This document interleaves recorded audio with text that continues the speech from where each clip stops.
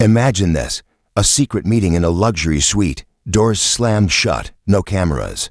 No witnesses, just the weight of $1 billion deal hanging in the air.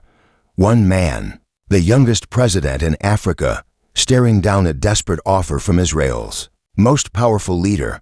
$1.2 billion to keep quiet. But what happens when the world's watching and the truth leaks live? Buckle up, this is the story of Ibrahim Traoré, the man who just turned Netanyahu's secret plan into a global firestorm. Hit that subscribe button, smash the like, share this video, and drop a comment. Where are you watching from, and what time is it? Let's dive in. Picture it, Geneva, just steps from the UN, July 2025.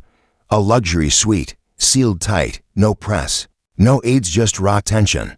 On one side, Netanyahu's top security advisors, sharp-suited, eyes like steel, ready to close a deal. On the other, Ibrahim Traoré, Burkina Faso's 37-year-old revolutionary president, calm as a desert night, staring them down. The offer, $1.2 billion in aid, roads, clinics, data centers, and secret political favors. The catch: let Israel's influence slide back into West Africa. Reopen intelligence corridors. Let the right contractors in. Stay quiet. Smile. But Traoré didn't smile. He leaned back, relaxed, unbothered, and dropped a question that cut like a blade. Is this a gift or a bribe? Silence hit like a thunderclap. Netanyahu's team froze. They didn't know the cameras were already rolling. A grainy live stream, smuggled out by Traoré's team, hit African newsrooms like a shockwave. The illusion of secrecy shattered in real time. Half a dozen outlets broadcast the moment to millions. Netanyahu's advisors scrambled, whispering, reaching for tech that couldn't save them. But Traoré, he didn't flinch. His team didn't move. The message was clear: Africa is not for sale. Burkina Faso isn't just a small nation anymore, it's a firewall, a beacon. Traoré had already kicked out French forces, shut down Western intelligence bases, and exposed Israel's quiet operations in the Sahel. For Netanyahu, this wasn't just about money, it was about control. If Traoré couldn't be bought, he couldn't be tamed. And if he couldn't be tamed, neither could Africa. The deal was dazzling. $1.2 billion over for years. Promises of infrastructure, jobs, power. All Traoré had to do was look the other way. But he didn't come to Geneva to sell. He came to show the world what dignity looks like under pressure. And the cameras caught it all. Audio clip, Traoré's Voice: Africa is not for sale. 5 words. That's all it took to ignite a continent. Hashtags exploded. Hashtag Africa stands. Hashtag no bribes. Youth leaders reposted the clip thousands of times. DJs turned it into beats. TikToks racked up millions of views. From Ouagadougou to Lagos, streets buzzed with pride.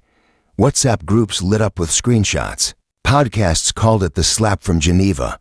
This wasn't just defiance, it was history in the making. The spin came fast. CNN called Traoré short-sighted. BBC labeled him naive.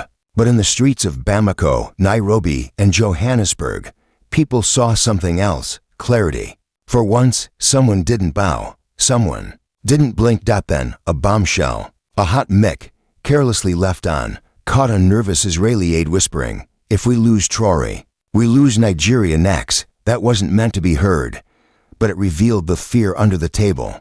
If Burkina Faso stood firm, other African giants might rise.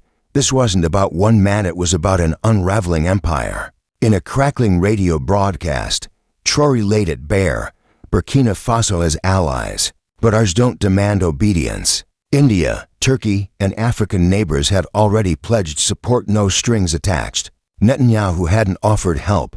He'd offered control, dressed up as generosity. Real allies. Traoré said, "Invest in freedom, not silence." The fallout was seismic. In Nairobi, students marched on IMF offices, chanting Traoré's words. In Johannesburg, town halls erupted in debate.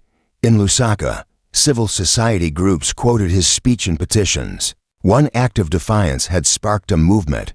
Across TikTok, X, and town squares, Traoré became more than a president, he became proof you can say no. Netanyahu's critics at home pounced. Opposition leaders called it a diplomatic disaster. The Geneva footage wasn't just trending in Africa, it was humiliating Israel in parliament. Tel Aviv's response, surgical. Diplomats made frantic calls to African capitals, begging for unity against irresponsible actors. Intelligence tools, once aimed at terrorists, now track Traoré's allies. The gloves were off. The soft power turned sharp. France watched, stunned. Their playbook was collapsing. Niger followed Burkina Faso's lead, expelling Western influence. Chad hesitated on defense contracts.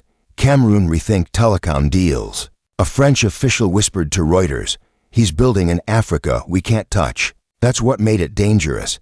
Empires don't fear weapons, they fear ideas. Africa was already moving. New deals were signed with Brazil, Russia, China.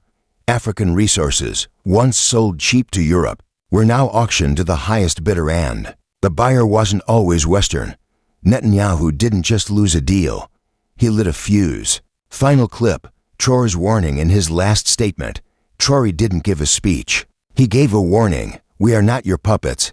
We are not your projects. We are the future. No handshake, no farewell. Just silence, the kind that echoes. This isn't just politics, it's history unfolding. What would you do if a world leader waved $1.2 billion in your face and asked you to betray your people? Drop your thoughts in the comments, would you? Say no like Traoré and tell us, where are you watching from and what time is it? If you believe dignity beats dollars, smash that like button, share this video, and subscribe to Traoré Uprising for more raw, unfiltered truth.